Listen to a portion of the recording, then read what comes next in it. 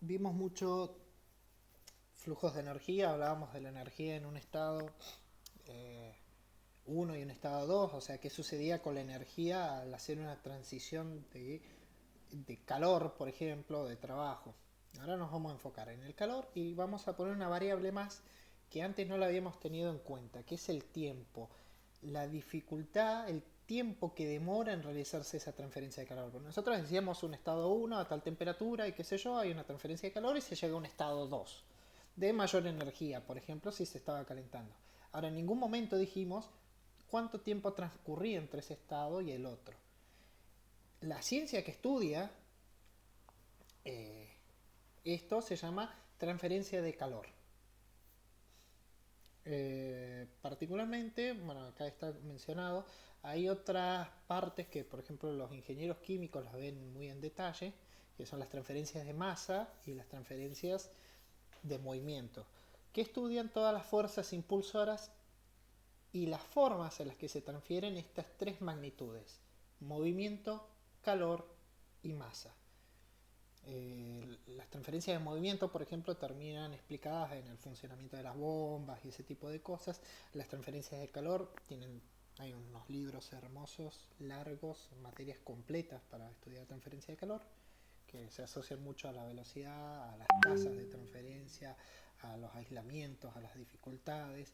Todo esto permite desarrollar cosas tan interesantes como un intercambiador de calor o superficies para una transferencia de calor, como aislamientos para evitar la transferencia de calor o reducirla todo lo posible, ¿no?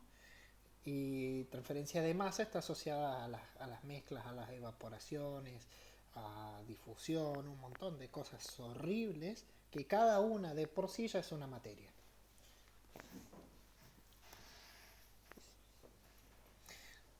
Como todo hasta ahora relacionado con la física, lo que encontramos son desequilibrios. Desequilibrios de temperatura es el que va a alimentar la transferencia de calor.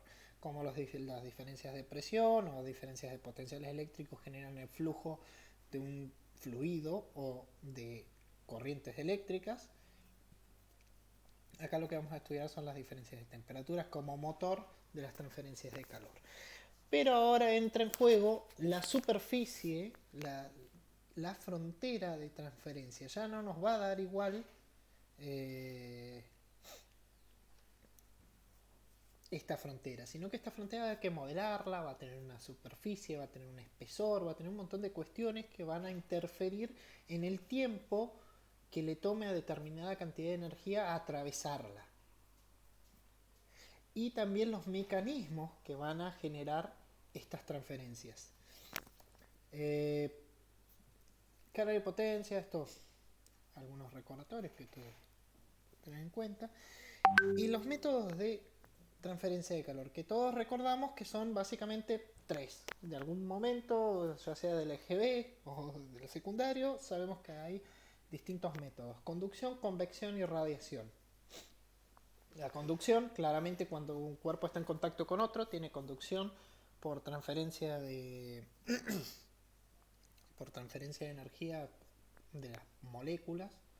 Cuando vimos algo de entropía, vimos un poco esto, que las moléculas se van transfiriendo su movimiento, se lo van transfiriendo a las moléculas que están contiguas, y esto es lo que genera un cambio en el estado de la temperatura de lo que está en contacto.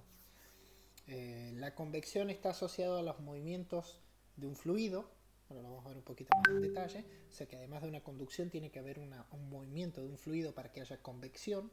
Y la radiación está asociada a un fenómeno de transferencia por ondas, por ejemplo electromagnéticas o radiación térmica, básicamente, que es lo que a nosotros nos interesa. Pero ahora lo vemos más en detalle cada uno.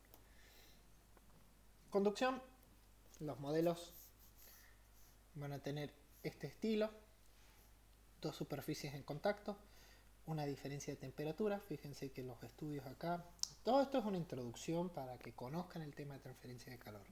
Algunos de ustedes, los que cursen electromecánica, van a tener una materia específica que es máquinas térmicas, mecánicas y frigoríficas, donde van a profundizar esto. Y los que estudien industrial No vamos a profundizar en la teoría de la transferencia del calor, pero sí vamos a usar parte de estos conceptos para ver instalaciones y algunas cosas.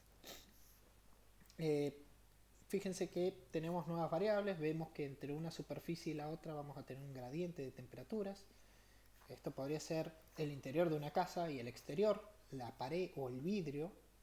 Por ejemplo, el interior de una casa, tal vez la casa está a 25 grados centígrados, la pared puede ser que esté a 23 y la pared exterior esté a 10 grados centígrados, o el ambiente esté a 10 y la pared esté a 15. ¿Está bien? Todo esto va a hacer que haya distintas tasas de transferencia de calor entre todas estas partes involucradas. Y va a tener mucha relación este espesor también y algunas cuestiones más que vamos a ir viendo.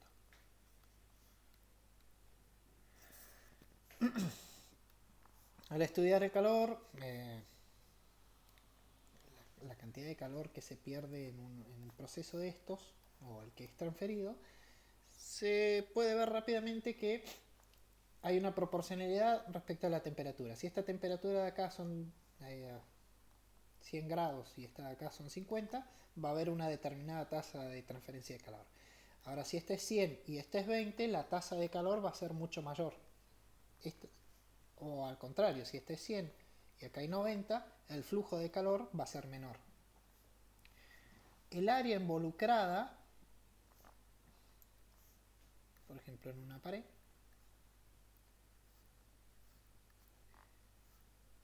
va a tener una incidencia importante.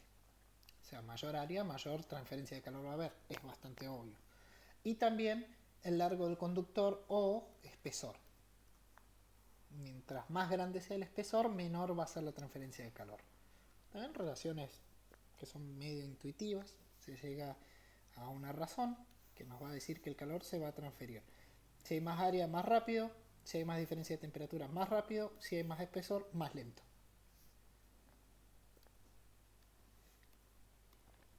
Eso nos lleva finalmente a las ecuaciones que son las que realmente se utilizan para diseñar prácticamente todo.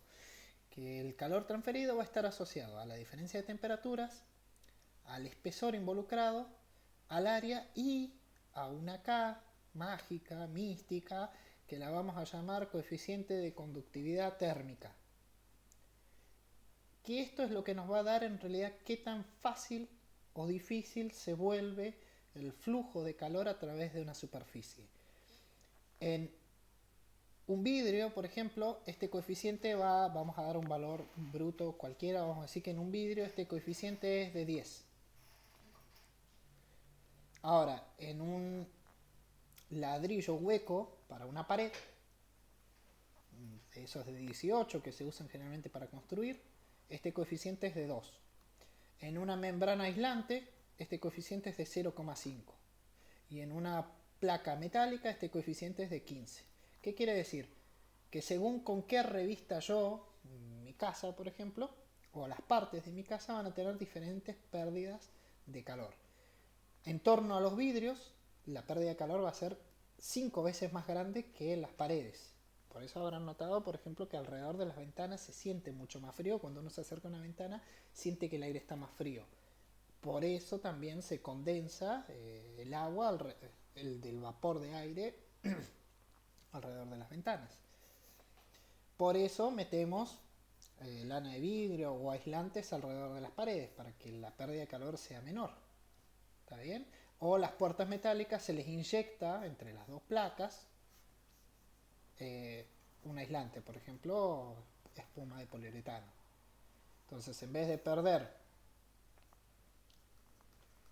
10.000 kilocalorías por día, al meterle una espuma que tiene un coeficiente de transferencia muy bajo, lo que va a hacer es reducir muchísimo la velocidad con la que se transfiere el calor y vas a perder 100 kilocalorías por día. ¿Esto en qué afecta? En que finalmente vas a gastar menos en calefacción.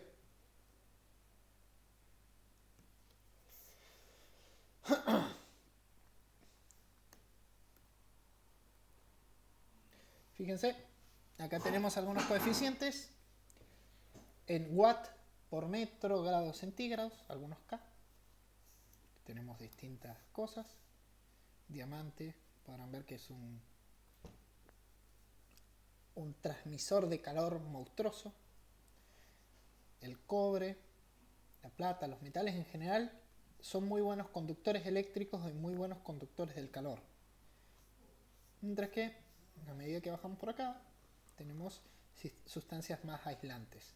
Por ejemplo, el aire resulta ser un mal conductor de calor comparado con la mayoría de las otras sustancias.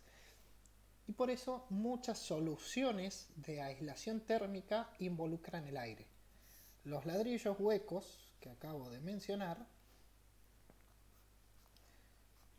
el principio que tienen es que estos huecos que quedan acá funcionen como aislante térmico a base de aire.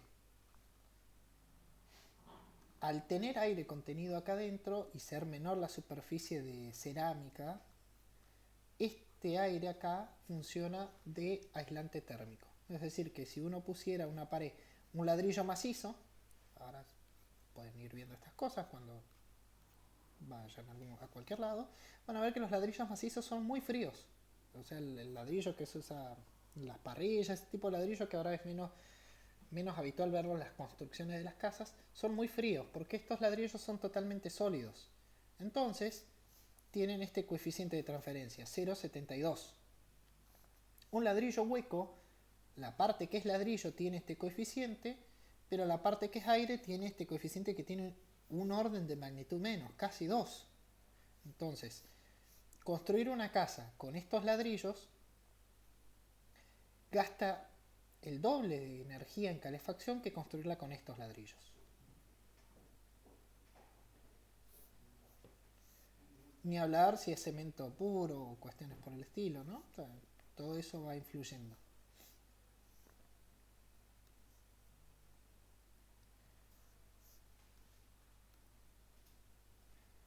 La conductividad térmica no es constante, como nada, pues la verdad que al final de cuentas casi nada es constante, lo suponemos constante cuando se nos... para simplificarlo, pero bueno.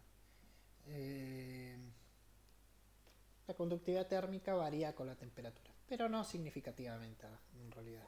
Entonces, en muchos casos, con tomar algunos valores en determinados rangos de temperatura, nos es suficiente. Cobre, aluminio, equipos bastante utilizados. Y algunos ejemplitos. Fíjense, un ejemplo clásico, una placa de cobre, de las mismas condiciones, ¿no? Un metro de cobre, dos frentes de temperatura iguales, 30 grados, 20 grados, del mismo espesor, pero lo que cambiamos es una conductividad térmica muy alta, 400, y una conductividad silicio, esto es prácticamente arena o vidrio, si lo queremos ver de otra forma, según cómo esté configurado. Podemos ver que este pierde 4000 watts, que estos son joules por segundo, y este pierde 1400, pierde la cuarta parte.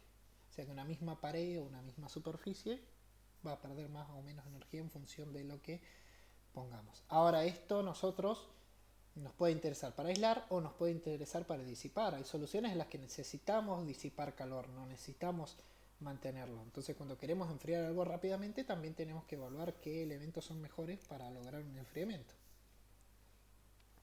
Y también van a entrar en juego los otros mecanismos de conducción térmica.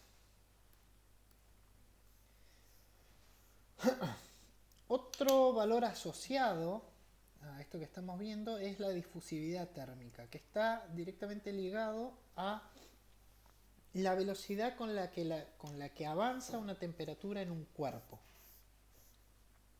¿Qué es esto? Esto es, yo agarro un determinado cuerpo con un volumen y por ejemplo lo empiezo a calentar en esta punta. Lo conecto a algo y lo caliento en esta punta. Y le agrego muchísimo calor. No todos los materiales se van a comportar igual. Algunos van a ir expandiendo. ¿Qué va a suceder? Las áreas que están más frías se van a ir calentando sucesivamente. también van a tener un poco de transferencias al ambiente. O sea, va a lograrse una especie de equilibrio. En función de la difusividad térmica que tenga el material, esto va a suceder más rápido o menos rápido. Hay materiales que vos los vas a calentar y tienen tan baja difusividad térmica que no van a lograr calentar completamente todo el material, o va a demorar muchísimo en llegar la temperatura de este punto a este punto. O sea, si nosotros acá metemos calor y esto está a 100 grados, hasta que esta otra extrema tenga 100 grados puede pasar muchísimo tiempo o muy poco. Todo depende de la difusividad del material. Fíjense que hay materiales, de nuevo los metales, al ser buenos conductores térmicos, también tienen cierta difusividad que está asociada a la densidad y a la capacidad calorífica, pero son muy buenos difundiendo calor, por ejemplo. Entonces, si uno expone un metal al fuego, el metal se calienta muy rápidamente en un extremo y del otro también. Entonces, generalmente se logra calor de extremo a extremo muy rápido, o es muy fácil quemarse con un metal. Otros materiales tienen una difusividad térmica mucho menor. Las maderas, por ejemplo. Fíjense que esto explica por qué uno puede meter una madera en el fuego y no quemarse mientras la sostiene por el otro extremo. Por más que la madera se queme en una punta, logre llama, y uno la puede sostener en la mano del otro lado, porque la temperatura viaja tan lento a través del material que acá tal vez está a 800 grados centígrados y del otro lado sigue estando a 30, porque viaja muy lento. Ahora uno no podría hacer esto con un metal porque te quemas. O sea que la difusividad térmica termina hablando de qué tan rápido viaja la temperatura dentro del material.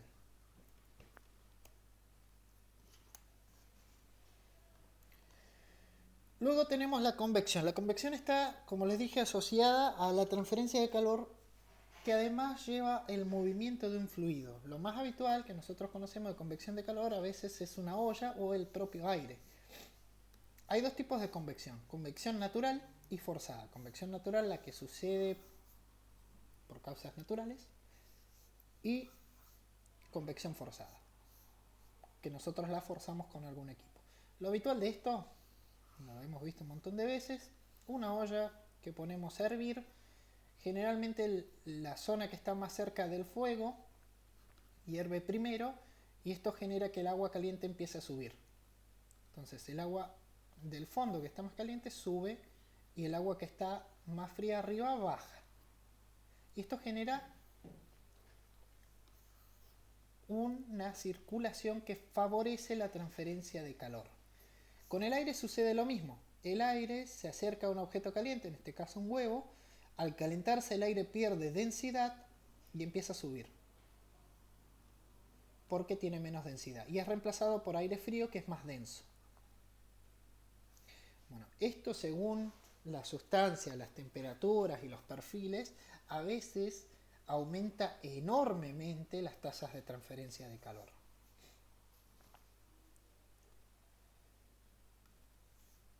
Fíjense que cuando, seguramente algunas lo hicieron, hay un montón de ejemplos de esto, de la comida cuando uno la sopla, cuando está muy caliente, ¿qué está haciendo? Está forzando una convección, está haciendo esto. ¿Para qué? Para que pase un caudal de aire enorme y lo que uno está soplando pierda temperatura rápidamente. Otra situación son los termómetros. Uno se agarra, se toma la temperatura con un termómetro de estos viejos de mercurio. El termómetro queda a 37 grados más o menos, a 41 si estaban con COVID. Y después, ¿qué pasa? Si uno lo deja arriba de la superficie de una mesa y espera que vuelva a la temperatura ambiente, a los 20 grados centígrados, para tomarle temperatura al hermano a ver si también tiene COVID, ¿qué sucede? Si lo dejas arriba de la mesa, esto demora un montón. Capaz que está 10 minutos hasta alcanzar de nuevo los 20 grados centígrados. ¿Qué hacemos todos? Porque vimos a mamá hacerlo así, a papá, a la abuela, al tío, empezamos a sacudir el termómetro, para arriba y para abajo. ¿Y qué pasa? Se enfría rápidamente. ¿Por qué? Porque expusimos la punta metálica del mercurio a una convección forzada, que en vez de forzar el aire a través del termómetro, lo que hacemos es forzar el termómetro a través del aire. Estamos forzando una convección, moviendo algo. Y ese es un fenómeno utilizado en un montón de cosas. Los motores de las motos, los motores de algunos autos, los radiadores, funcionan todos por convección forzada. Aprovechamos el efecto de baja de temperatura, de transferencia de calor de la convección para refrigerar algo.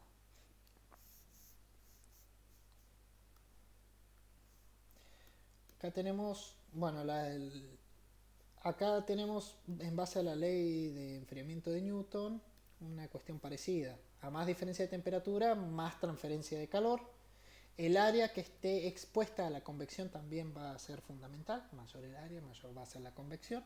Y después va a aparecer este coeficiente mágico de convección. Antes era K, ahora es H. La diferencia es que K y H no se parecen ni un poquito. Generalmente la convección tiene parámetros muchísimo más grandes. Acá podemos ver los valores.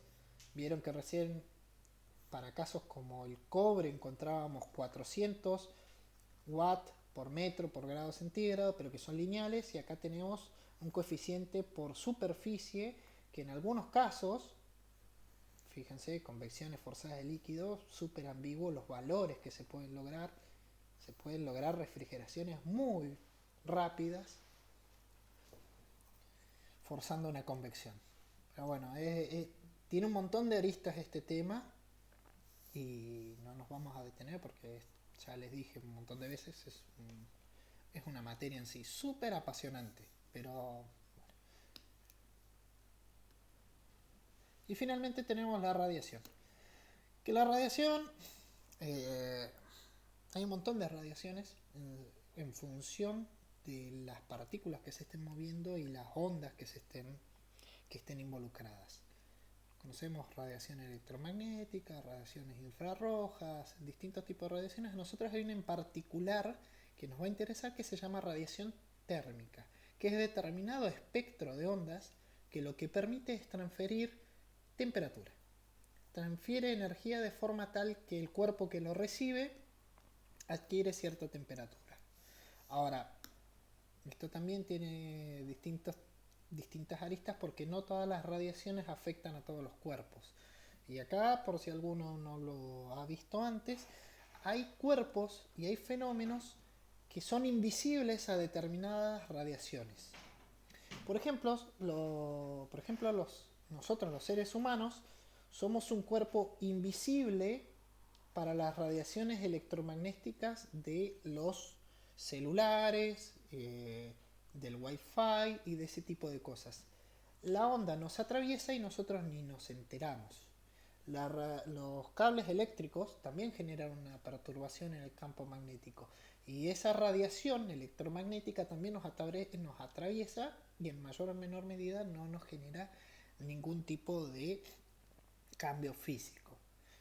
Hay una radiación a la que no somos invisibles, nosotros como seres humanos, que es la radiación térmica.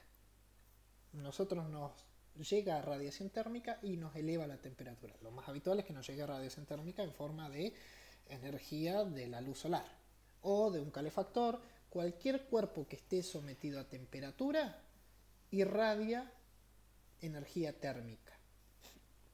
El tema es que hay una proporcionalidad que es cuadrática, que por acá la vamos a ver, acá está, que en función de la temperatura la radiación térmica varía a la cuarta potencia. Es decir, que un cuerpo que está a 10 grados centígrados irradia algo y algo que está a 100 grados centígrados irradia no 10 veces más, muchísimas veces más energía. Entonces los cuerpos a muy altas temperaturas irradian muchísima energía en forma de calor. Y ese es el principio de la calefacción por radiación o de algunas cosas un poco más feas, capaz que han visto tubos radiantes, cosas en particulares. Y este es el principio por el que en las normas de seguridad y higiene se hablan de las temperaturas de globo, que es lo que habíamos visto en la unidad anterior. Hay elementos como los hornos, un horno de acero que está a 1500 grados centígrados, irradia una cantidad de energía monstruosa que no se transmite por convección ni se transmite por conducción ni por convección, sino que se transmite directamente por radiación. Seguramente en su vida se dieron cuenta de esto, pero ahora en invierno fíjense dónde tienen un calefactor, dónde tienen una ventana, párense en el medio entre el calefactor y la ventana y sientan las sensaciones en la cara. Van a sentir, o sea, no les digo que se paren a 30 centímetros del calefactor, busquen una habitación grande y pónganse en el medio. Tienen una ventana acá, supongamos que estos son 5 metros y un calefactor de este lado. Si ustedes se paran acá en el medio, van a sentir una sensación de calor de este lado, tiene que haber mucha diferencia de temperatura para que se note, por eso en invierno, y una sensación de frío de este lado. Y eso no es efecto ni de la convección ni de la conducción, en realidad es un efecto de la radiación. Van a sentir calor llegando de este calefactor por radiación, porque la superficie del calefactor va a estar a 200, 300 grados centígrados, la chapa más frontal, y la superficie acá de la ventana, por el contrario, va a estar tal vez a menos 5 grados centígrados. Y su cuerpo hacia allá va a estar irradiando energía y de este lado va a estar recibiendo radiación. Si se fijan, van a sentir esa diferencia. Bueno, algunos detalles más respecto a la radiación es que en función de qué tan invisibles, qué tanto perciban las energías, un cuerpo se lo clasifica como cuerpo blanco, negro o gris. En función de si es invisible, si absorbe toda esta energía o no, o la energía lo atraviesa completamente o rebota completamente la energía en este cuerpo. Entonces aparece un concepto nuevo que es el de cuerpo negro, que es un objeto teórico que absorbe toda la luz o toda la energía radiante en este caso y la almacena o la emite. Todo depende de cómo lo evaluemos. Después hay cuerpos blancos, que es otro concepto de algún cuerpo que rebota completamente la radiación y un poco tiene que ver con el color porque resulta que las temperaturas, las radiaciones casualmente son mejor captadas por los cuerpos oscuros que por los cuerpos claros. Y esto explica la famosa pavada que escuchamos un montón de veces: no te vistas de negro si hay calor, porque el negro te da más calor. Y alguno de nosotros habrá dicho que tiene que ver el color, hasta que uno averigua un poco de radiación y dice, bueno, sí, resulta que la radiación tiene mucho que ver con esto. Un cuerpo, una remera blanca, hace rebotar una gran cantidad de esta energía irradiada y no la absorbe nuestro cuerpo. Entonces obtenemos menos temperatura del sol. Una remera negra, por el contrario, absorbe la totalidad de la energía de la radiación y por ende nos cagamos muchísimo más de calor. Lo mismo sucede en general con todos, autos y demás.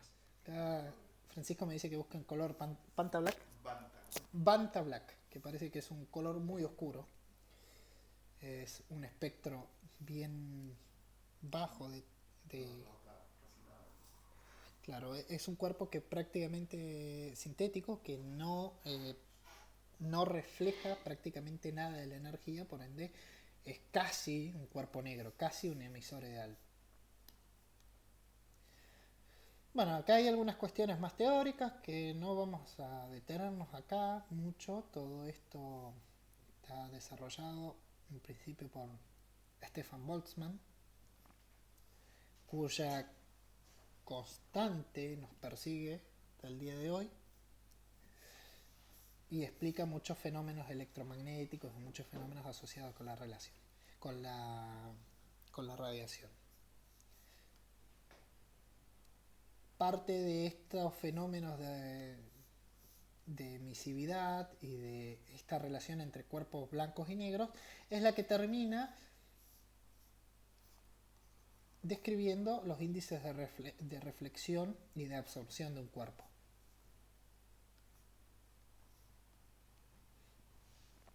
Algunos datos sobre la emisividad. La emisividad es un hermano directo de la absorción. Ven, acá hay algunas relaciones.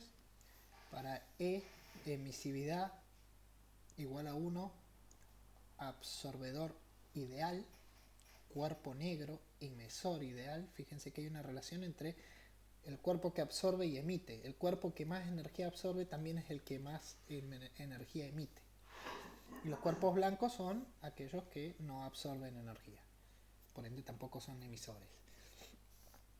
Una hoja de aluminio tiene una emisividad bajísima, lo que quiere decir una reflexión muy alta. Acá tenemos pinturas blancas, por ejemplo, pinturas negras. Fíjense que hay una diferencia casi de un 10% entre uno y otro. Y bueno, así un montón de cuestiones más.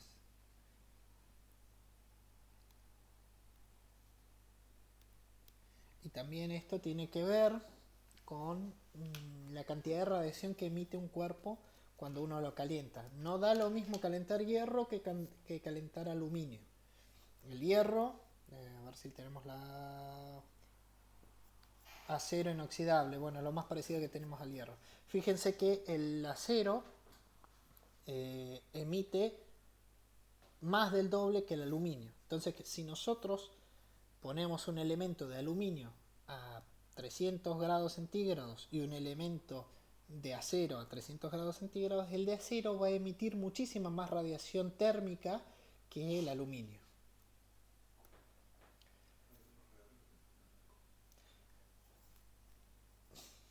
Sí. Como también tenemos esa relación, eh, perdón, me distraje y me fui con otra cosa. Iba a decir algo que no estaba bien. Bueno, después tenemos algunos detallecitos que están asociados a la absorción. Pueden ver que en realidad suceden un montón de fenómenos. Todo lo que un cuerpo absorba de energía radiante le hace elevar su temperatura. Y si su temperatura se eleva, ese cuerpo también va a emitir algo de radiación. Entonces se vuelve todo medio confuso, no es tan lineal como que solo absorbe y refleja energía, sino que también se calienta y ese calor también hace que el cuerpo irradie. Y bueno, también hay energía que atraviesa directamente sin quedarse en el cuerpo.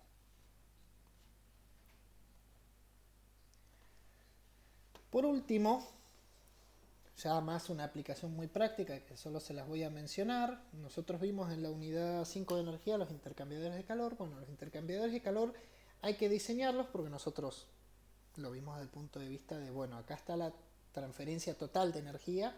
Tomo 1000 kilojoules de un aceite caliente y le paso esos 1000 kilojoules a un agua para que se caliente esa agua y pase, no sé, de 20 grados a 80. Ahora, ahí en ningún momento hablamos del tiempo.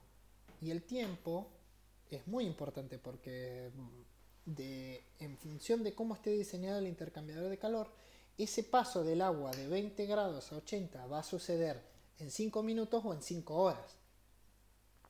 Y según nuestros procesos, probablemente no tengamos 5 horas para dejar que un agua se caliente de 20 grados a 80. Entonces hay que diseñar de alguna forma, intervenir en las variables de diseño para aumentar el área y para aumentar los coeficientes de transferencia.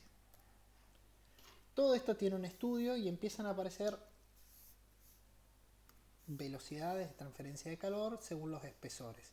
Vamos a tener temperaturas de una fuente caliente y temperaturas de una fuente fría, y lo que vamos a hacer es tratar que estas dos se acerquen y transfieran energía de un cuerpo al otro. Y empiezan a aparecer diferencias medias de temperaturas logarítmicas y cuestiones que ya verán en su momento el que le toque. En realidad los chicos de electromecánica, los de industrial, están libres de este problema, que son bastante complejas. Pero entra en juego mucho de lo que vimos hasta ahora. Cuando uno diseña un intercambiador de calor, aparecen transferencias de calor por conducción entre los fluidos que estén dentro del intercambiador y también por convección. Y como ambas son en muchos casos difíciles de medir, la de conducción no tanto porque se pueden hacer muchos ensayos y son sencillas, sino que las de convección son muy difíciles de medir y se combinan y se mezclan, se llega a una especie de coeficiente de transferencia unificado que termina siendo un U, que esto es una especie de coeficiente de transferencia de convección más conducción y en algunos casos más radiación. Vieron que antes dijimos, bueno, usamos K cuando hablamos de conducción. Usamos H cuando hablamos de convección y usamos la emisividad cuando evaluamos la radiación. Cuando suceden procesos de transferencias combinados, lo que hacemos es unificarlos en alguna especie de coeficiente global. Bueno, como introducción, más que suficiente. Un pequeño resumen de lo que es importante y con esto